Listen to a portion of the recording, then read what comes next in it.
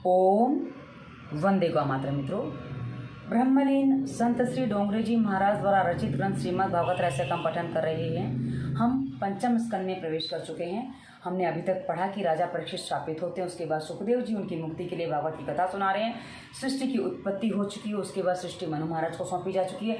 उनके वंशजों में हमने कपिल गीता पढ़ी, ध्रुव का आख्यान पढ़ा, कितने महान लोग हमारे यहाँ वो हमने सब जाना। उसके बाद पिछले अंक में हमने पढ़ा था कि ऋषभ देव जो अपने शरीर देव भाव से भिन्न हो चुके हैं, यानी कि वो ये मानते हैं कि मेरा देह मैं नहीं हूँ, और इस भाव में जीना सामान्य मनुष्य के लिए बहुत अधिक कठिन होता है। पूर्व चित्ती अप्सरा क्या वो हमने पिछले अंक में देखा था। आज हम आगे बढ़ते हैं आगे की कथा के लिए। तो पहले मंगलाचरण करते हैं। श्री कृष्ण गोविंद हरे मुरारी हे नाथ नारायण वासुदेवाय। जय श्री कृष्ण। मित्रों, और आप जिनकी उपासना करते हैं उनके नाम से कम एक कमेंट करिए। आप लिखेंगे, हम पढ़ेंगे और दर्शक पढ़ेंगे, उतना अधिक समष्टि का आपका हमारा कल्याण होगा। तो आइए आज की कथा आगे बढ़ाते हैं। ज्ञान की 7 भूमिकाएं कौन कौन सी हैं? राजा भरत का वैराग्य और मृग में उनकी आसक्ति होना। चलिए आगे बढ़ते हैं। योग वशिष्ठ रामायण में ज्ञान की 7 भूमिकाएं इस प्रकार निर्दिष्ट की हुई हैं। शुभेच्छा प्रथम, द्वितीय सुविचारणा, तृतीय तनुमानसा, चतुर्थी सत्वापत्ति, पंचमी असंशक्ति, षष्ठी पदार्थ भाविनी और सप्तमी है तुर्यगा। चलिए आगे बढ़ते हैं। इनका हम थोड़ा विस्तार देख लेते हैं। प्रथम शुभेच्छा। अब शुभेच्छा हम जो शुभकामनाएं भेजते हैं हम उसको शुभेच्छा मान लेते हैं। मराठी में शुभेच्छा भी कहते हैं, पर यहाँ शुभेच्छा जो बताई गई थोड़ा भिन्न है। आत्म कल्याण के हेतु श्रोत्रिय और ब्रह्मनिष्ठ गुरु की शरण में जाकर उनके उपदेश अनुसार शास्त्रों का अवलोकन अध्ययन करके आत्म विचार और आत्मा के साक्षात्कार की उत्कृष्ट इच्छा करना ही शुभेच्छा है। आप सोचिए, आत्म विचार और आत्मा साक्षात करने की इच्छा यहाँ शुभेच्छा है। यहाँ शुभेच्छा का अर्थ थोड़ा सा भिन्न है। द्वितीय है सुविचारणा। सद्गुरु कथित उपदेश वचनों का तथा मोक्ष शास्त्रों का बार बार चिंतन और विचार करना ही सुविचारणा है। मतलब अच्छे विचार, अति शुभ विचार है वो सुविचारणा है। तो कैसे वो बताए गए हैं। तृतीय है तनुमानसा अर्थात श्रवण मनन और निधिध्यासन से शब्दादि विषयों के प्रति जो अनासक्ति होती है और सविकल्प समाधि में अभ्यास से बुद्धि की जो तनुता सूक्ष्मता प्राप्त होती है वही तनुमानसा है। यानी कि जो हम पढ़ते हैं लिखते हैं जो भी हमने किया उसमें हमारे जो क्लेश है ना, हमारे जो कलुषित विचार है, जो हमारी सूक्ष्म भावनाएं, जो हमारी अंदर की भावनाएं, वो तनु यानी कि सूक्ष्म होना, धीरे धीरे कम होते जाना, वही ये तनुमानसा है। चतुर्थ है सत्वापत्ति। उपर्युक्त तीनों में से साक्षात्कार पर्यंत स्थिति अर्थात निर्विकल्प समाधि रूप स्थिति ही सत्वापत्ति है। ज्ञान की चौथी भूमिका वाला पुरुष ब्रह्मविद कहलाता है। पंचम है असंशक्ति। इसको हम विरक्ति भी कह सकते हैं। चित्त विषयक परमानंद और नित्य अपरोक्ष ऐसी ब्रह्मात्मा भावना का साक्षात्कार रूप चमत्कार असंशक्ति है। इसमें अविद्या तथा उसके कार्यों का संबंध नहीं होता, अतः इसका नाम असंशक्ति यानी कि विरक्ति है। षष्ठ है पदार्थ भाविनी। पदार्थों की दृढ़ अप्रतीति होना ही पदार्थ भाविनी है। सप्तमी है तुर्यगा। तीनों अवस्था से मुक्त होना तुर्यगा है। ब्रह्म को जिस अवस्था में आत्मरूप और अखंड जाने वही अवस्था तुर्यगा है। इन 7 भूमिकाओं में से प्रथम 3 भूमिकाएं साधन कोटि की हैं और अन्य 3 ज्ञान कोटि की हैं। यानी कि प्रथम 3 साधन कोटि यानी कि हम उसका प्रयोग करते हैं अपने, उसमें हम आगे बढ़ते हैं धीरे धीरे, और जो अंतिम 4 है वो ज्ञान, उसके उस समय ज्ञान हो जाता है, वैसे बताया गया है। 3 भूमिकाओं का सगुण ब्रह्म का चिंतन करो। 3 भूमिकाओं तक सगुण ब्रह्म का चिंतन करो। ज्ञान की 5वीं भूमिका तक पहुँचने पर जड़ और चेतन की ग्रंथि छूट जाती है और आत्मा का जब अनुभव होता है, आत्मा शरीर से भिन्न है। इन भूमिकाओं में उत्तर देहभान भूल जाता है और अंत में उन्मत्त अवस्था प्राप्त होती है। ऋषभ देव जी ऐसी अवस्था प्राप्त हो चुकी थी। मतलब जो देहभान भूल जाता, हमने पिछले अंक में ऋषभ देव जी की अवस्था पढ़ी थी कैसी थी, तो वो देहभान भूल जाता, उस अवस्था में वो पहुंच जाता, उसको उस उन्मत्त अवस्था कहा जाता है। ज्ञानी जन भी इंद्रियों से डरते हैं, वे इंद्रियों का विश्वास नहीं करते हैं। मन का विश्वास कभी ना करो। बोलने की इच्छा ही ना हो पाई, इसलिए ऋषभ देव जी मुंह में पत्थर रखते थे। आप कुछ खाने को रखेंगे तो मुंह में स्वाद आएगा, तो उसके रस में इंद्री डूब जाएगी, तो मुंह में पत्थर भर लेते थे ताकि कुछ बोलने की स्थिति ना रहे, कुछ बोलना ना पड़े। ऐसी बात इन्होंने कही है। यौवन में ही वैराग्य ना आए, संसार के विषयों के प्रति अरुचि ना हो जाए तो प्रभु भक्ति प्राप्त नहीं होती है। विषयों के प्रति जब तक वैराग्य ना जगे तब तक भक्ति का आरंभ नहीं होता है। आँखों को शक्ति मन देता है, मन को शक्ति बुद्धि देती है, और बुद्धि को शक्ति देते हैं परमात्मा। आँख के साथ मन ना हो तो वस्तु दिखाई नहीं देती। आप कई बार ये नोटिस करिए कि हम कई बार निकलते हैं, मन में कुछ विचार चल रहा होता है, तो जाना कहाँ होता है, पहुँच कहीं और जाते हैं। तो निकले थे कहाँ जाने के लिए, आप पहुँचे कहाँ मालूम नहीं, जैसी स्थिति बन जाती है। ये कब होता है? जब मन और दृष्टि साथ में ना हो, तब ऐसी मन और बुद्धि साथ में ना चले तो ऐसा बनता है। आँखों के साथ मन ना हो तो वस्तु दिखाई नहीं देती है। ऋषभ देव जी कर्नाटक आए, दावाग्नि में बुद्धिपूर्वक प्रवेश किया। देह जलती है पर आत्मा को तो कुछ नहीं होता है। ऐसी आत्मनिष्ठा परमहंसों के लिए ही है। ऋषभ देव जी का चरित्र सामान्य मनुष्य के लिए अनुकरणीय नहीं है। यदि हम ऐसा सोच के जाएं कि अरे हमारा आत्मा देह अलग है, हमें देह जल रही, आत्मा को कुछ नहीं हो रहा, तो इस स्थिति में हम नहीं है, इसलिए हम ऐसे काम नहीं कर सकते। हमें तो जरा सा कुछ गर्म लग जाता निकल जाती है। यानी गाड़ी की सीट गर्म हो, धूप में खड़ी हो, तो उसमें भी कई बार कुछ लोगों की तो चीख निकल जाती है, ऐसी स्थिति होती है। तो ये कहने का तात्पर्य ऐसा है कि इनका अनुकरण करने जैसा नहीं है। ऋषभ देव जी का सबसे बड़ा पुत्र था भरत। अब ये जो भरत की बात है ना मित्रों, हमारे यहाँ 2 भरत हुए हैं और दोनों ही भरत श्रेष्ठ हैं। एक भरत दुष्यंत और शकुंतला के पुत्र थे, जिनके नाम से हम जानते हैं कि भारत का भारतवर्ष नाम पड़ा है, और इनके नाम से भी भारत का भारतवर्ष नाम पड़ा है, ऐसा भी माना जाता है। और ये आगे इनकी 2 जन्मों बाद ये जड़ भरत हैं, जड़ भरत की कथा ये, पर अभी ये राजा भरत हैं, क्योंकि ऋषभदेव के पुत्र हैं। ऋषभदेव अपने पुत्र को सत्ता सौंप के जा रहे हैं, तो राजा भरत हैं अभी ये। तो हम अभी राजा भरत की कथा पढ़ने जा रहे हैं। इसी भरत के नाम से अपने भारतवर्ष का नाम भारत खंड पड़ा था। ऋषभ देव जी के पश्चात भरत ने देश का शासन संभाला। उनकी कथा वर्तमान काल के लिए उपयोगी है। भरत जी महाभागवत हैं। उनके संग से सभी में भागवत भाव जागता था। उनके संग में आने वाले भक्ति रंग में रंग जाते थे। भरत जी ने व्यवहार की मर्यादा का कभी उल्लंघन नहीं किया था। वे महावैष्णव होने पर भी यज्ञ आदि करते थे।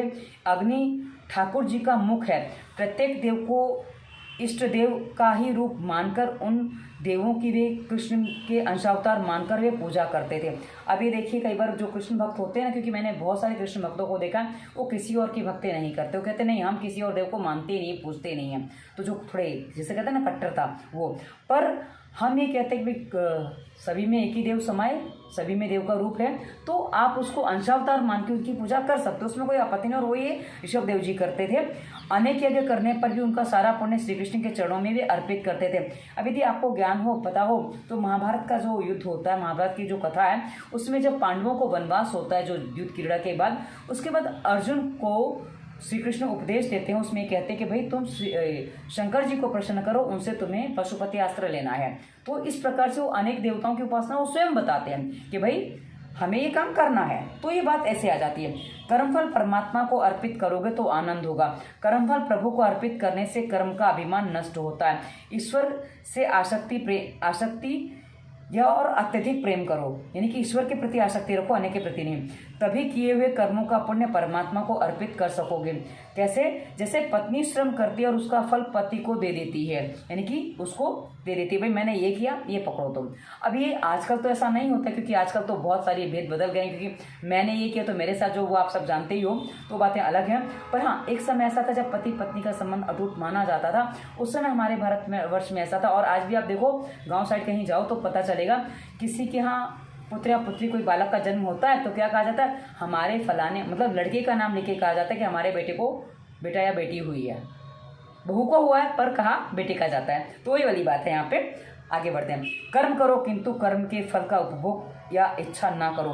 कर्म फल से उपभोग की इच्छा रखोगे तो कर्म का अल्प फल ही मिलेगा, पर यदि वह कर्मफल भगवान को समर्पित कर दोगे तो अनंत फल मिलेगा। सकाम कर्म की भावना में कई स्थानों पर निंदा की गई है। सकाम कर्म में क्षति होने पर क्षमा नहीं मिलती। भरत निष्काम भाव से कर्म करते थे और उनका पुण्य श्री कृष्ण को भी समर्पित करते थे। सत्यकर्म की समाप्ति में कहना है, मतलब सत्यकर्म की समाप्ति में क्या कहा जाता है, अनेन कर्मणा भगवान परमेश्वर प्रियतम न मम, यानी कि मैं जो कर्म कर रहा हूँ भगवान तुम्हारे अर्पण है, वो मेरा नहीं है, मेरा नहीं है। इदं न मम, वो मेरा नहीं है। चलिए आगे बढ़ते हैं। ऐसा कहते तो बहुत सारे लोग हैं किंतु इसका अर्थ नहीं समझते हैं। कर्म कृष्णार्पण करने की भावना से भरत जी यज्ञ करते थे। भरत जी को युवावस्था में ही एक दिन वैराग्य हो गया। जिसे युवावस्था में भी वैराग्य हो जाए, जो संयम करके भजन वृत्ति बढ़ाए, उसे वृद्धावस्था में भगवान की प्राप्ति होती है। वृद्धावस्था में शारीरिक अशक्ति हो जाने के कारण तुम भक्ति कर सकोगे, इसका कोई निश्चित नहीं है। तपश्चर्या यौवन में ही की जा सकती है। वृद्धावस्था में तपश्चर्या करने से अगला जन्म सुधरेगा। शरीर दुर्बल होने पर के बाद ब्रह्मचर्य का पालन करने का कोई तात्पर्य नहीं है। रामचंद्र जी युवावस्था में ही बन गए थे। वनवास के समय उनकी आयु 27 वर्ष की थी और माता सीता की 18 वर्ष की। रामचंद्र जी ने यौवन में ही रावण को मारा था। आप देखिए, रामचंद्र जी और सीता जी पति पत्नी थे, उनके साथ उनके छोटे भाई थे जो पहरा देते थे, वो बाहर रहते थे, किंतु राम सीता 2 गए थे, 2 ही लौटे। 14 वर्ष में वो 3 नहीं हुए। तो ये ब्रह्मचर्य जिसने भी वनवास भोगा, चाहे पांडवों ने भोगा, चाहे राम सीता ने भोगा, ये जितने गए थे उतने ही लौटे, वृद्धि नहीं हुई। यानी कि वो काम सुख भोगने वन में नहीं गए थे, वहाँ वन में उन्होंने रहकर तपस्या की है। ये बात कहने का तात्पर्य है।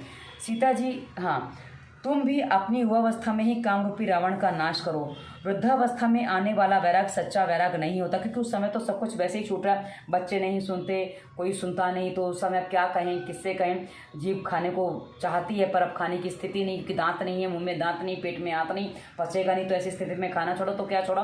तो कहने का तात्पर्य है, जवानी में ही वैराग्य की परीक्षा होती है। जिनके पास कुछ नहीं है वह त्याग करे, उसका कोई तात्पर्य नहीं। जवानी में सुख संपत्ति होने पर भी विषय सुख में मन ना रमे, वही सच्चा वैराग्य कहलाता है। भरत जी का मन घर में नहीं लगा। राजवैभव, सुख संपत्ति, स्त्री पुरुष आदि सभी कुछ है, परंतु आंखें बंद होने पर इनमें से कुछ भी नहीं रह जाता।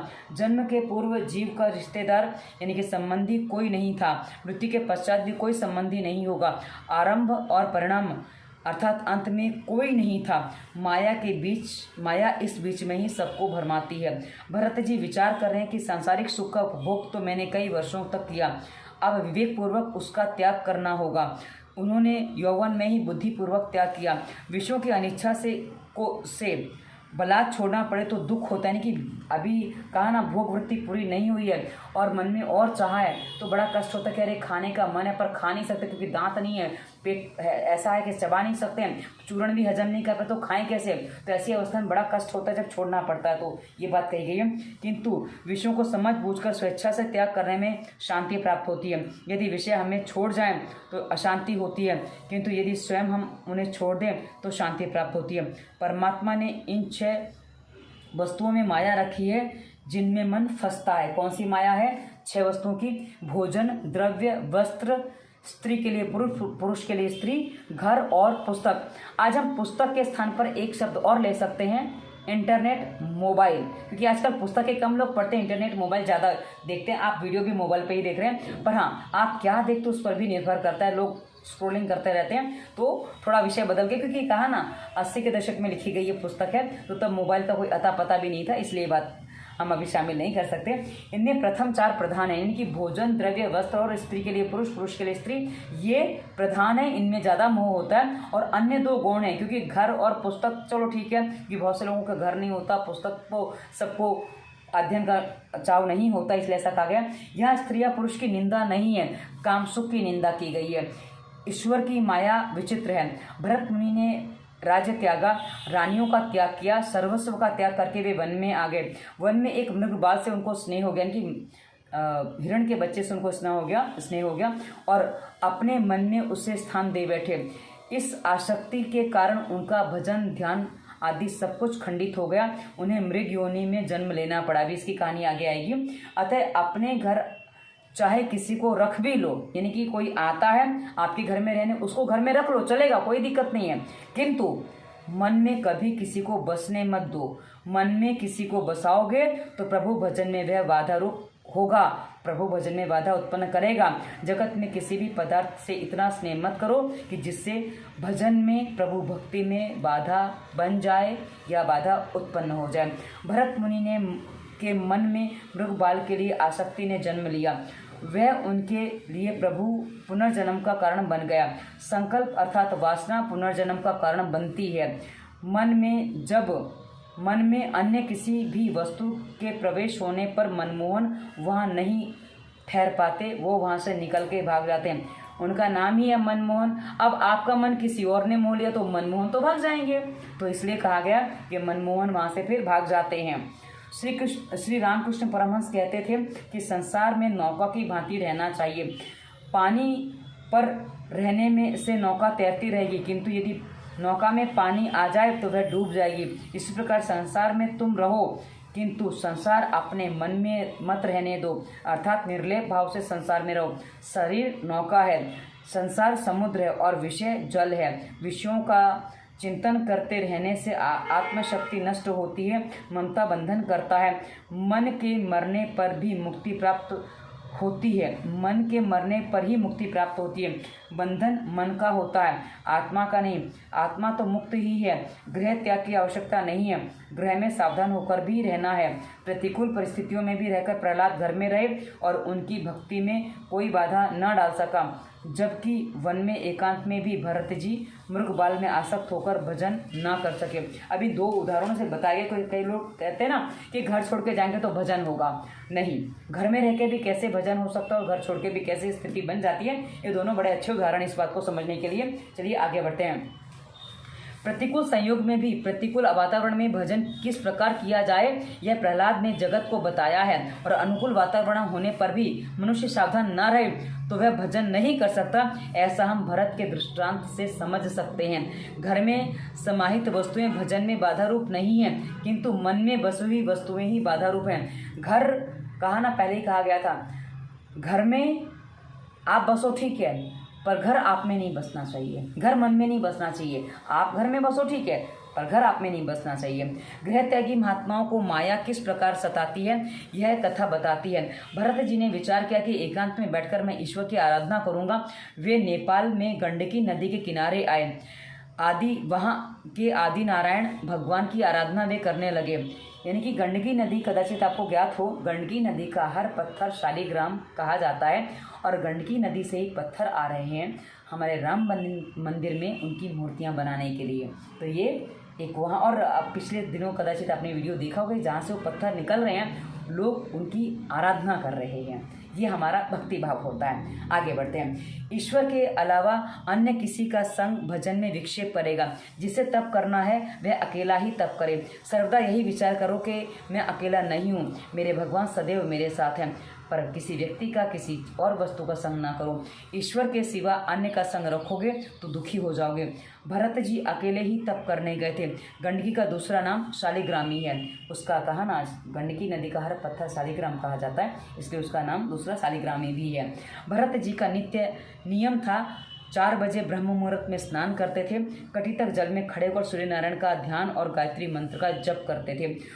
सूर्य नारायण की कृपा से बुद्धि उज्जवल होती है, अतः उनकी हमें उपासना करनी चाहिए। सूर्य उपासना के बारे में हमने पहले भी पढ़ा था। यदि आपने पूरी कहानी सुनी है, पूरी भागवत आप सुन रहे हैं, तो आपको सूर्य उपासना पहले भी बताई गई है। आगे बढ़ते हैं। सूर्य नारायण के उपकार के कारण हम उनके ऋणी हैं। वे जगत को सतत प्रकाश दान करते हैं। उनका उदय न होने पर जगत में प्रलय होता है। समस्त स्थावर जंगम की आत्मा सूर्य है। सूर्य नारायण सभी को प्रकाश देते हैं, किंतु वे बिजली कंपनी की भांति बिल या नोटिस कभी नहीं भेजते।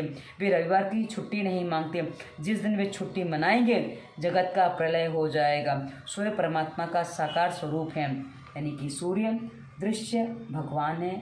उनकी उपासना सबको करनी चाहिए। सुबह कम से कम 1 लोटा जल उगते सूर्य को अर्पित सबको करना चाहिए। वो भी हमारे लिए ही अच्छा है, पर इतना हमें करना चाहिए। मनुष्य और कोई में एक बार झगड़ा हो गया तो उस समय कोई ने कहा, वैसे तो तू अधिक बुद्धिशाली है, किंतु तुझसे हम में एक गुण अधिक है। हम सूर्योदय से पहले ही निद्रा का त्याग करते हैं, और आजकल मनुष्य आधी दोपहर के बाद उठता है, फिर बोलता है पेट साफ नहीं होता, ये हो रहा है वो हो रहा है, दुनिया भर की चीज़ें होती हैं। आगे बढ़ते हैं। सूर्योदय के पूर्व ही स्नान आदि करके सूर्य नारायण को अर्घ्य दान करो। रात्रि के 11 बजे के बाद का समय राक्षस काल कहा गया। इस निषिद्ध काल में भोजन कभी ना करो। आजकल तो लोग सिनेमा देखने के बाद 11 बजे भोजन करते हैं। ऐसा करना ठीक नहीं है। सूर्य, चंद्र और समुद्र ईश्वर की मर्यादा का उल्लंघन नहीं करते हैं। हे मानव, परमात्मा की मर्यादा का पालन करने के लिए तुझे सुख समृद्धि दी गई है।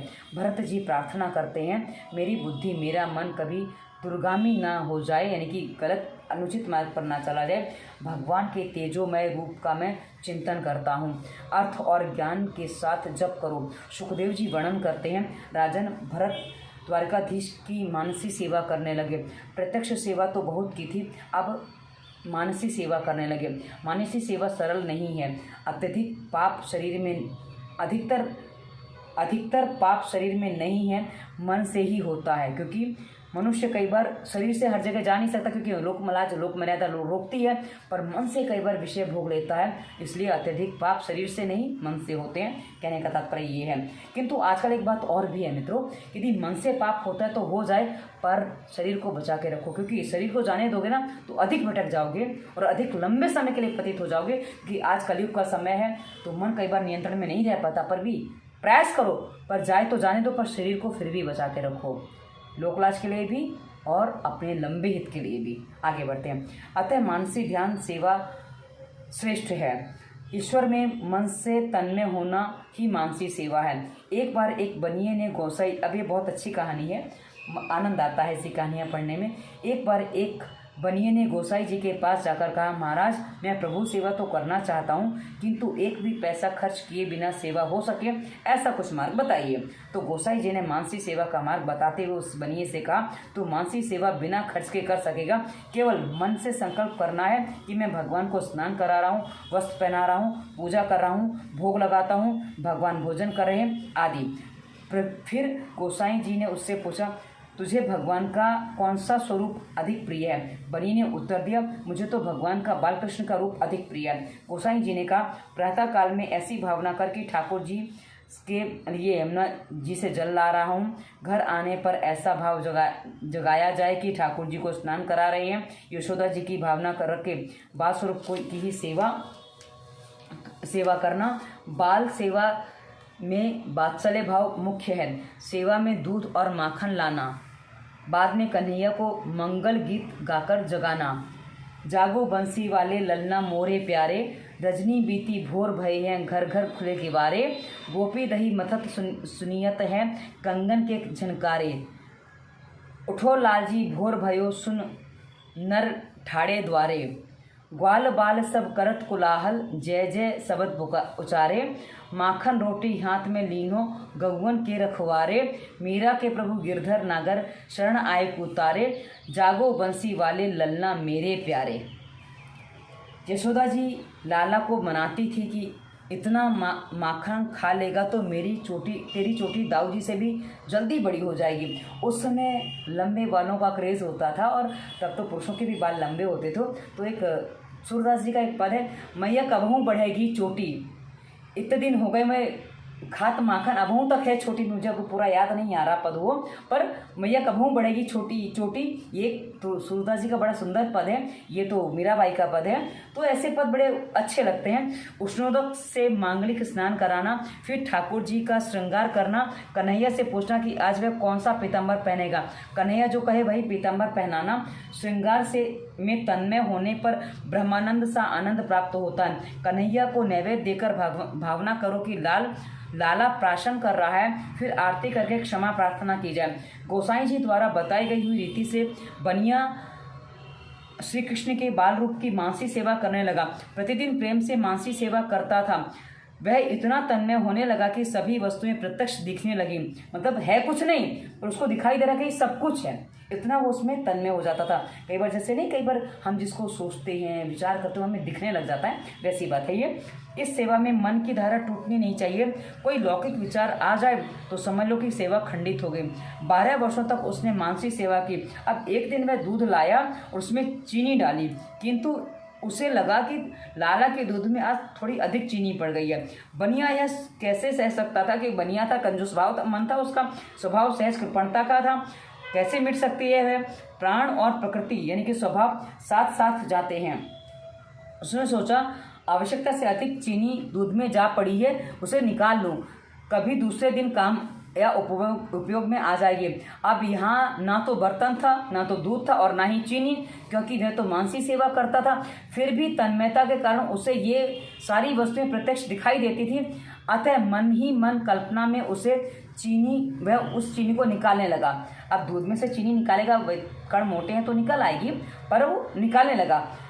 तो कन्हैया ने सोचा कि जैसा भी हो, किंतु इस बनिए ने मेरी 12 वर्षों तक मानसी सेवा की, अतः उन्हें प्रकट होने की इच्छा हुई। बालकृष्ण प्रसन्न हुए। उन्होंने प्रकट होते ही बनिए का हाथ पकड़ा और कहा कि चीनी अधिक चली गई तो क्या हुआ, तूने कौन से इसके पैसे खर्च किए हैं। भागवत स्पर्श होने पर ही बनिया सच्चा वैष्णव बन गया। वह भगवान का अनन्य सेवक बन गया। अब मतलब आप सोचिए कि वो बनिया कृपण था, सब कुछ था, पर फिर भी अनन्य भाव उसका बन गया, इसलिए उसको दर्शन हो जाते हैं। 12 वर्षों तक जो भी सत्कार्य नियम पूर्वक किया जाए उसका फल अवश्य मिलता है। शंकराचार्य भी श्री कृष्ण की मानसी सेवा करते थे। भरत जी मानसी सेवा करते हुए तन्मय हुए। ऐसा करते हुए थक जाते थे तो ध्यान और कीर्तन करने लग जाते थे। प्रभु के पीछे जो लगता है उसे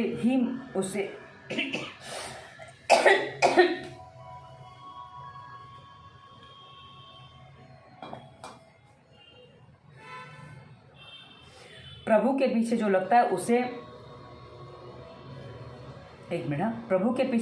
है उसे ही माया सताती है। सांसार के विषयों में जो फंसा हुआ है उसे माया नहीं सताती, क्योंकि माया मानती है कि यह तो मरा हुआ है, फिर उसे और क्यों मारूं।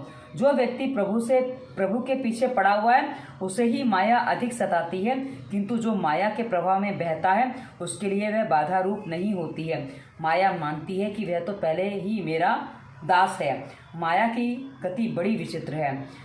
कमर तक जल में भरत जी खड़े थे। ग्रीष्म ऋतु थी। एक गर्भवती हिरणी प्रातःकाल जलपान करने आई। इतने में कहीं से सिंह की गर्जना आई, जिससे वह हिरणी भयभीत हो गई। उसने सोचा कि गंडकी नदी पार कर लूं। उसने जोर से छलांग मारी। प्रसव काल समीप था, अतः हिरणी बाल का जन्म हो गया। वह नदी के जल में गिर पड़ा। दूसरे किनारे पर हिरणी की मृत्यु हो गई। अब माँ मर जाती है बालक की, उस हिरण के बालक की माँ मर जाती है। तो इस स्थिति में भरत जी ने उस मृग शावक को नदी के जल में पड़ा हुआ देखा। उन्होंने इस बच्चे में श्रीहरि के दर्शन किए। वे सोचने लगे कि इसकी माता की तो मृत्यु हो गई है, सो जगत में इसका कोई नहीं है। अब इसका लालन पालन रक्षा आदि कौन करेगा। वे दयावश होकर उस बच्चे को अपने आश्रम ले आए। वे विचार करने लगे कि यह बच्चा मेरे सिवाय और किसी को नहीं पहचानता। इसका लालन पालन पोषण करना अब मेरा अपना ही कर्तव्य है, मेरा अपना धर्म है। मैं इसकी उपेक्षा करूँगा तो यह मर जाएगा। मैं इसका पिता हूँ और मैं ही इसकी माता हूँ। इसका पालन पोषण रक्षण करना मेरा अपना कर्तव्य है। उन्होंने सोचा कि मैं ही इस मृग बालक का रक्षक पिता हूँ, अतः हर प्रकार से मुझे इसकी रक्षा अब करनी ही है। जीव मानता है कि मैं दूसरों की रक्षा करता हूँ। अरे तू क्या रक्षा करेगा, तू तो काल का ग्रास है। रक्षा करने वाले तो स्वयं प्रभु हैं। कर्ता धर्ता तो श्री हरि हैं, पालक और संहारक भी श्री हरि हैं। तू घर में रहकर या वन में तुम्हारी रक्षा करने वाले भी श्री हरि हैं। मतलब हम कहीं भी रहें, हमारी रक्षा करने वाले वो प्रभु ही हैं, ऐसा कहने का तात्पर्य है। भागवत के 7वें स्कंद के दूसरे अध्याय के 40वें श्लोक में यमराज ने राजा सुयज्ञ के रिश्तेदारों को यह उपदेश दिया था। ऐसा कहकर हिरण्यकशिपु ने कहा, यदि परमेश्वर की कृपा हो तो जो अनाथ हो वह वनवासी यदि परमेश्वर की कृपा हो तो जो अनाथ हो या वनवासी हो तो भी वह जीवित रहता है, और परमेश्वर द्वारा मारा गया जीव घर में भी सुरक्षित नहीं है और ना जीवित रहता है, यानी कि वह मरता ही है। मृगबाल को पानी से बाहर निकालने का तो भरत जी का धर्म था। उन्होंने रक्षक पिता बनने का जो संबंध जोड़ लिया वह उन्होंने उचित नहीं किया। जीव मात्र का रक्षक तो पिता ईश्वर ही है। सभी दोष अभिमान के कारण ही उत्पन्न होते हैं। भरत जी उस मृग बाल का लालन पालन करने लगे। धीरे धीरे वह बड़ा होने लगा। भरत जी उसे अपनी गोद में बिठाते, उसके साथ खेलते। भरत जी ने अपनी पूर्वावस्था में बच्चों का लालन पालन किया था। अब पूर्वचित्ती अप्सरा वहाँ आ गई। अब पूर्वचित्ती अप्सरा का वर्णन हमने पंचम स्कंद के मतलब पिछले अंक में पढ़ा था। वो पूर्वचित्ती अप्सरा फिर आ जाती है किसके पास? राजा भरत के पास। पुराने संस्कारों को भूलना अत्यधिक कठिन कार्य है। सूक्ष्म संस्कार मन में अभी तक बसे हुए हैं, अतः उनका मन हिरण के बालक में फंस गया। अब उनका मन प्रभु भजन में स्थिर नहीं हो पाता था। ध्यान में हर 5-10 क्षण के बाद वह बच्चा ही उन्हें दिखाई देने लगता था। वासना का विषय तो बदल गया, किंतु वासना तो मन में रह गई। ऐसी स्थिति में इसकी अपेक्षा गृह जीवन में कौन सी बुराई थी? मतलब गृह जीवन में भी तो वासना थी, अब आपकी मृग से वासना बन गई तो गृह जीवन में कौन सी बुराई थी? ज्ञानी को तो मन को ही मारना पड़ता है। भरत जी ने मृग बाल को घर में रखा, वह ठीक हुआ, किंतु उसे मन में रखा वह ठीक नहीं हुआ। जैसा कि रामकृष्ण परमहंस ने कहा था, नौका की तरह रहो, पानी के ऊपर रहो, लेकिन पानी में रहोगे तो डूब जाओगे। तो अब ये पानी अंदर आ गया, ऐसी बात होगी। संसार को छोड़कर कहाँ जाओगे? जहाँ भी जाओगे संसार कहीं वहाँ उपस्थित हो जाएगा। इसी कारण से महापुरुषों ने कहा है कि संसार को अपने मन में से धीरे धीरे हटा दो। संसार को मन में कभी मत रखो। किसी को भी घर में चाहे रख लो, किंतु मन में मत रखो। क्योंकि आजकल हम कहते हैं ना कि हाय मेरा दिल तोड़ दिया फलाने लड़के ने, फलानी लड़की ने, मेरी गर्लफ्रेंड ने, मेरे बॉयफ्रेंड ने। वो क्यों होता है? क्योंकि हम उनको मन में रख लेते हैं। जो मन में रहेगा वो कहीं ना कहीं जाएगा और वो मन टूटेगा, ऐसी बात है। मन में या तो काम को ही रखो या फिर ईश्वर को, दोनों साथ में नहीं रह पाएंगे। कहा गया है कि तुलसी दोनों नहीं रहे, रवि रजनी एक ठाम। मतलब सूर्य और रजनी यानी कि रात्रि एक साथ नहीं रह सकते। इसलिए मेरे पति का नाम असित था, असित यानी कि अमावस्या की रात, और मेरा नाम प्रभा है। हम दोनों भी साथ में नहीं रह पाए क्योंकि हमारा नाम ही एकदम विरोधी था। वो आरंभ में पता नहीं था, गलती हो गई तो हो गई। भजन और भक्ति में बाह्य संसार नहीं, अंतर संसार ही बाधा रूप है। वह मृगबाल भरत जी की कुटिया में ही नहीं, मन में भी बस गया। उन्होंने घर, राज्य, पत्नी, संतान आदि सभी का त्याग किया तो सही, पर अंत में वे उस बच्चे की माया में फंस गए। परोपकार की भावना की अति साधक के लिए उनकी साधना में बाधक होती है। परोपकार के पचड़े में अधिक मत फंसो। वैसे तो परोपकार करना सभी का धर्म है, परंतु परोपकार ऐसा तो ना किया जाए कि जिसमें प्रभु का विस्मरण हो जाए। संसार में मनुष्य कपटी ना बने, किंतु अति सरल भी ना बने। परमात्मा का ध्यान कदाचित ना हो सके तो कोई बात नहीं, किंतु मित्र कभी शत्रु बन सकता है, और संसार का ध्यान कभी ना होना चाहिए। ये कई बार कहा गया कि परमात्मा का ध्यान ना हो चलेगा, पर संसार का ध्यान कदापि मत करो, उससे बचो। भरत जी का प्रारब्ध ही हिरणबाल के रूप में सामने आया। प्रारब्ध तो झेलना पड़ता है। ज्ञान होने के पश्चात वासना नष्ट न हो सके तो ज्ञान दृढ़ नहीं हो पाता। ज्ञान को दृढ़ करने के लिए प्रथम वासना को नष्ट करना अनिवार्य होता है। वासना में मन फंसा हुआ है। भरत जी वैसे तो महाज्ञानी हैं, किंतु ज्ञान होने के बाद भी यदि मन को वश में ना, यानी कि मन को नियंत्रण में ना रख पाओ तो ज्ञान स्थिर नहीं हो पाता है। जब तक ज्ञानी मन और वासना का नाश ना कर सके तब तक उसकी भक्ति और ध्यान में स्थिरता नहीं आती है। वासना के वेग में कई बार ज्ञान बह जाता है और वैराग्य के बिना गृह त्याग करता है तो वह वन में भी नया संसार बसा लेता है। भरत जी ज्ञानी हैं, किंतु वासना को अंकुशित नहीं कर पाए हैं। घर में रहकर वैराग्य की पूर्णतः प्राप्ति के पश्चात भी गृह त्याग करो, मतलब घर में पूर्णतः वैराग्य हो जाए उसके बाद गृह त्याग करो। आजकल क्या होता है, घर में पत्नी से या पति से झगड़ा हो गया, घर छोड़ दिया, हम सन्यासी बन गए। भाई मुड़ मुड़ाए तीन गुण वाली बात मत करो। मुड़ मुड़ाए तीन गुण सर की मिट जाए, खाने को लड़वा मिले लोग कहे महाराज वाला किस्सा मत करो। वो सन्यास नहीं है, उस सन्यास के नाम पे सन्यास का पतन होता है। तो ऐसे सन्यास धारण कर गिरवी धारण करने का कोई औचित्य नहीं बनता है। ऐसा कहने का तात्पर्य, ज्ञानी के दो प्रकार हैं, जिसमें अधिक उपासना की है वह कृतोपास्ती ज्ञानी है, उसे माया नहीं सताती, किंतु जो अकृतोपास्ती ज्ञानी है उसके लिए माया विघ्न करता है। वासना के नाश के बिना तत्वानुभव नहीं होता है। वासना के नाश के किए बिना तत्वज्ञान की प्राप्ति होने पर भी ब्रह्मनिष्ठा नहीं होती है। भरत चरित्र इसका साक्षात दृष्टांत है। मतलब किस तरह ये फंसे हैं, सब कुछ छोड़ छाड़ के आ गए थे, सारी मोह माया वहाँ, उनको लग रहा था कि सब कुछ मैं छोड़ गया हूँ, छोड़ सकता हूँ वगैरह वगैरह, लेकिन जंगल में आके वो पुनः फंस जाते हैं। ऐसी बात है। भरत जी को अब तक अपरोक्ष साक्षात्कार नहीं हुआ था। यदि वह साक्षात्कार हुआ होता तो उनका मन हिरण बाल में नहीं फंसता। भरत जी अब दिनों दिन उस बच्चे के लालन पालन में व्यस्त होने लगे। परिणामतः संध्या पूजा नित्यकर्म छूटने लगे। भरत जी उसे हरी कोमल घास खिलाते, वह चौकड़ी भरता या मुनि के अंग चाटता तो भरत जी को बड़ा आनंद आता और उन्हें लगता कि कितना सयाना बाल है यह। दिन प्रतिदिन यह आसक्ति बढ़ती चली गई। एक दिन वह बच्चा खेलता कूदता घने वन में चला गया तो रात होने पर भी वह वापस न आया। मुनि को चिंता होने लगी कि मेरे बच्चे का कुछ क्या हुआ होगा, वह कब लौटेगा। काल को किसी का पर भी दया नहीं आती। काल सदा सर्वदा सावधान, इसलिए काल से सदा सर्वदा सावधान रहना है। न ही प्रतीक्षते मृत्यु कृतम अस्य न वा कृतम। मृत्यु कभी भी यह नहीं विचार करते कि इसका अपना कार्य समाप्त किया या नहीं, इसने अपना कार्य समाप्त किया या नहीं। अतः हर क्षण सावधान रहो, मृत्यु के लिए हमेशा तत्पर रहो। जीवन इस प्रकार जीना चाहिए कि तुम सावधान रहो और मृत्यु आ जाए।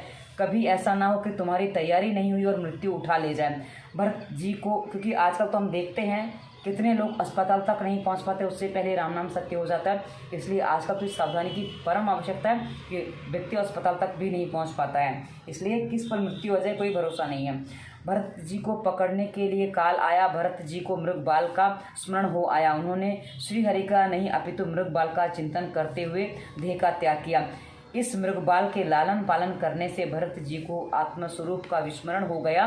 मृत्यु के समय मृगबाल का चिंतन करते रहने के कारण अगले जन्म में उन्हें मृग का शरीर मिला। मनुष्य अगले जन्म की अर्थात पुनर्जन्म की तैयारी अपने इसी जन्म में करता है। इस जन्म के में बीज मिलते हैं, फल नहीं। पूर्व जन्म में किया हुआ तप निष्फल नहीं होता है। पूर्व जन्म में किया हुआ भजन भी व्यर्थ नहीं होता। भरत जी को मृग शरीर वाले जन्म में भी पूर्व जन्म का ज्ञान और भान था। पशु पक्षी का अनादर कभी मत करो।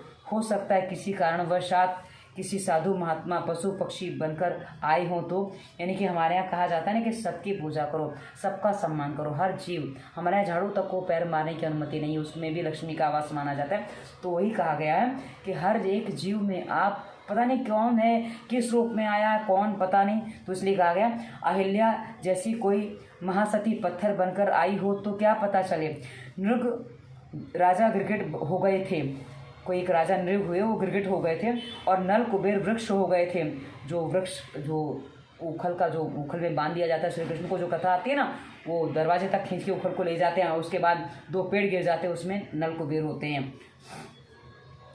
कई सिद्ध पुरुष वृक्ष बनकर आए हों तो क्या पता किसी आत्मा से कुछ अपराध होने जाने पर पशु पक्षी की योनि में उनको भ्रमण करना पड़ता है। भरत जी मृग के स्वरूप में घूम रहे हैं। उन्हें पूर्व जन्म का ज्ञान है। वे विचार कर रहे हैं कि इस गंडकी नदी के किनारे तपश्चर्या करता था। इसी स्थल पर मैंने हिरण के बच्चे को उठा लिया था और उसे मैंने अपने आश्रम में लाया था। इसके प्रति अत्यधिक आसक्ति होने के कारण ही मुझे इस मृग योनि में जन्म लेना पड़ा। मैं कभी महाज्ञानी योगी था, किंतु आज चौपाया पशु बना हुआ हूँ। अब मुझे नया प्रारब्ध नहीं कमाना है। जो मेरे साथ आया है, जो मैं साथ लाया हूँ उसे ही सहन करना और भोगना है। यह मृगबाल भरत जी यानी कि भरत जी नदी में स्नान करता है, वृक्षों के सूखे पत्ते खाता है, वह हरी घास नहीं खाता है क्योंकि उसमें जंतु होते हैं। हिंसा होने पर नया प्रारब्ध जुट जाएगा। इस मृगदेह में एकादशी का व्रत करते थे। प्राचीन काल में भारत में पशु पक्षी भी एकादशी का व्रत करते थे, किंतु आजकल तो लोग मनुष्य भी नहीं करते हैं। फिर भी भरत जी मृगदेह का त्याग किया, उसके बाद उनका देह त्याग होता, उसके बाद एक ब्राह्मण के घर में जन्म लिया। अब मित्रों आपको एक कहानी उसमें छोटी सी और बताऊं कि एक बार इंद्र थे, इंद्र जो देवराज इंद्र हैं, उनके मन में जिज्ञासा हुई कि मैं ये जानूं कि मैं कब तक इंद्र रहूँगा और इंद्र मेरे से पहले और कितने हुए, क्या हुए। तो एक बार क्या हुआ, वो इसी के प्रश्न के उत्तर के रूप में को जानने के लिए वो अपने गुरुजी के पास जाते हैं। तो गुरुजी कहीं चींटियों को देख रहे होते हैं। इंद्र कहते हैं कि गुरुजी क्या कर रहे हो आप? तो कहते हैं चुप रहो। तो देखने के बाद बोलते मैं ये देख रहा हूँ कि इन चींटियों में से कौन सी चींटी ऐसी है जो 2 बार से कम बार इंद्र बनी है। अर्थात अधिकांश चींटी 2 बार से अधिक बार इंद्र बन चुकी हैं। इतनी बार तो सृष्टि की क्या बताएं, अब कहाँ कहाँ से क्या क्या मिलता है। तो ऐसी कहानियाँ हमारे यहाँ प्रचलित है। अब सृष्टि तो अनंत काल से अनंत काल तक रहेगी। हम तो बस 40-50 पता नहीं, भाई मेरी तो 50 हो रही है, तो पता नहीं कितने साल जिएंगे, क्या भरोसा है। पानी का बुलबुला कब चुटपुट हो जाए। चलिए आज की कथा यहीं विराम देते हैं। श्री कृष्ण गोविंद हरे मुरारी, हे नाथ नारायण वासुदेवाय। जय श्री कृष्ण मित्रों, धन्यवाद। वंदे मातरम।